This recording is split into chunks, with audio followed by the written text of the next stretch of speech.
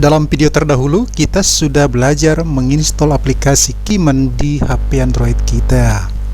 Nah, sebelum kita menggunakan aplikasi Kiman untuk menulis aksara Batak Toba di sosial media, alangkah baiknya kalau terlebih dahulu kita lihat dulu bagaimana bentuk huruf-huruf Batak itu sejak pertama sekali aksara Batak itu ditulis dengan teknologi yang lebih modern.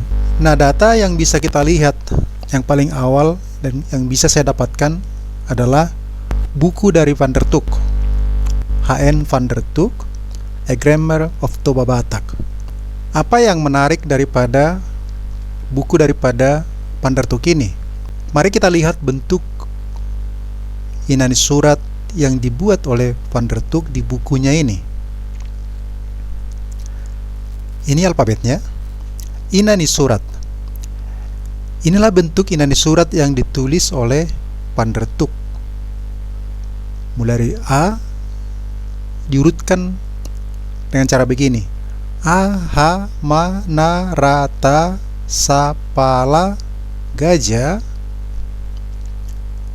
Da, Nga, Bawa, Ya, Nya, I, U. Itulah bentuk inani surat yang dibuat oleh Van der Tuuk dalam bukunya A Grammar of Toba Batak.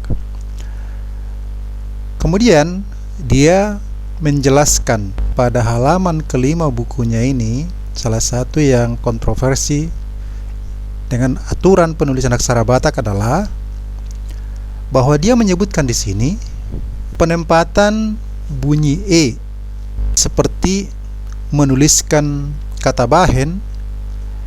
Dia bisa menempatkan pengubah bunyi E atau hatadingan di atas inani surat H pada suku kata hen.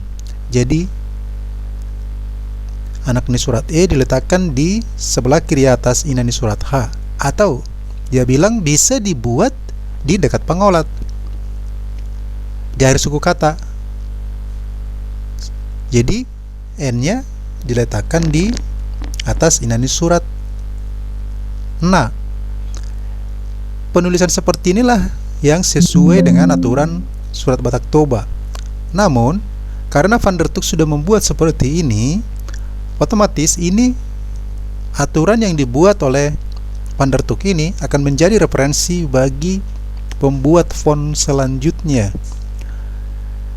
Nah, inilah yang paling kontroversi yang perlu kita ketahui di bukunya Van der Tuuk.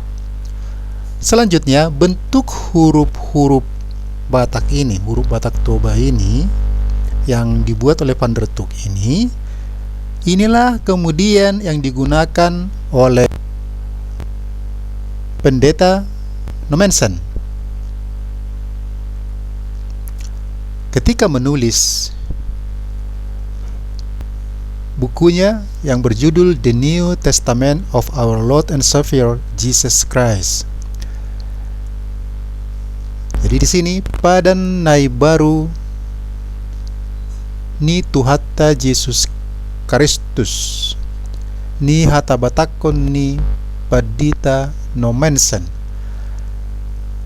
Nah, penulisan E di sini, penulisan anak ni surat E tahu tadingan mengikuti pola yang disebutkan oleh Van der Tuuk tadi. Dia diletakkan di inani surat di awal suku kata sen, membuat sen, E-nya ditempatkan di atas inani surat sa. Menuliskan men, E-nya juga diletakkan di atas inani surat pada awal suku kata, pada inani surat ma, men, mensen. Nah, bentuk-bentuk huruf yang digunakan di sini adalah mengikuti bentuk huruf yang dibuat oleh Van der Tuuk. Jadi sama bentuknya seperti ini. Kalau kita lihat tadi A, ini sama bentuknya, ini Van der Tuuk. Kemudian ini yang dibuat oleh Nommensen. Inilah Barita Nauli Injil Matius yang pertama dituliskan dalam aksara Batak yang ditujukan untuk orang Batak Toba. Kemudian ada juga Injil Markus yang ditulis untuk Kola Mandailing, bentuk hurufnya sama dengan bentuk huruf yang dipakai pada Barita Nauli yang ditulis oleh Nommensen. Artinya, kedua Injil ini, Markus maupun Matius, ditulis sesuai dengan huruf yang telah dibuat oleh Van der Tuk. Kalau kita lihat di sini di halaman ke-5, di sini disebutkan khusus untuk inani surat yang mengandung bunyi I dan O, maka saringar eng diletakkan di atas bunyi vokalnya.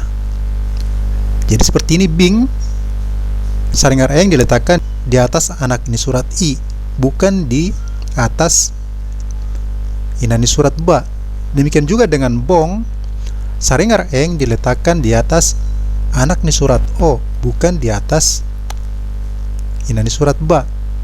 Padahal aturan penulisan aksara Batak bahwa bunyi eng atau saringar eng diletakkan di sebelah kanan atas inani surat. Tetapi di sini Van der Tuk menyebutkan ketika suatu inani surat mengandung bunyi I dan O, biasanya saringar eng dituliskan di atas bunyi vokalnya atau anak ini suratnya, khusus untuk I dan O. Sampai di sini tutorial kita pertama ini, kita sudah mengetahui bentuk huruf yang pertama atau font yang pertama yang pernah dibuat dengan menggunakan teknologi yang lebih modern, yakni yang dibuat oleh Van der Tuk dan kemudian diikuti oleh Nommensen dalam menulis Injil Matius dalam aksara Batak.